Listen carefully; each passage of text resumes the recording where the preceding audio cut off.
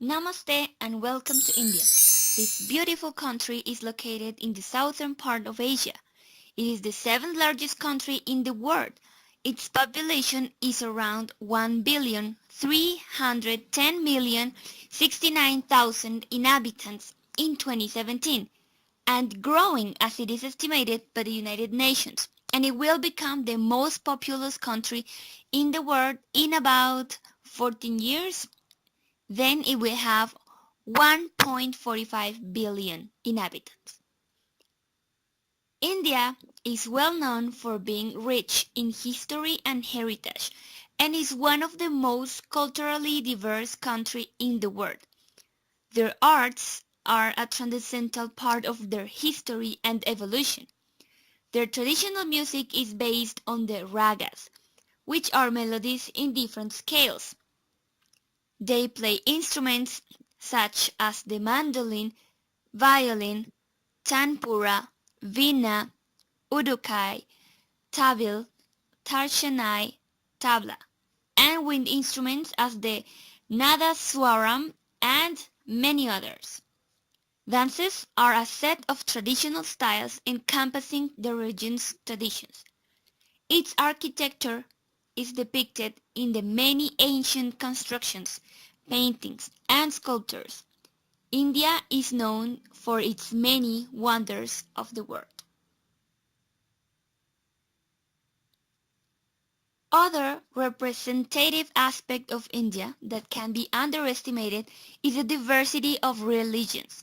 About 79.8% of Indians belong to Hinduism, 14.2% to Islam, 2.3% to Christianity, 1.7% to Sikhism, 0.7% to Buddhism, and 0.4% to Jainism. Needless to say, India clusters many other arts and trades. Indian people are warm, spiritual, and very religious. That's why for them, having good relationships with others can help the growth of their businesses and economy, which is the 10th largest in the world and one of the most potential to become a superpower of the world in the coming years. How Indians communicate depends strongly on relationships. With their leverage of English language, they are connected to many foreigner investors all over the world. The first thing that you need to consider before doing businesses in India is their religions. As I told you before, there is a big percentage of believers in India, and the practices are so varied that they are often stereotyped, thing you definitely need to avoid at all costs if you want to build rapport. You also need to know that they have a high context culture. This means that they're not direct when speaking. You need to read between the lines to really capture the message that they're sending.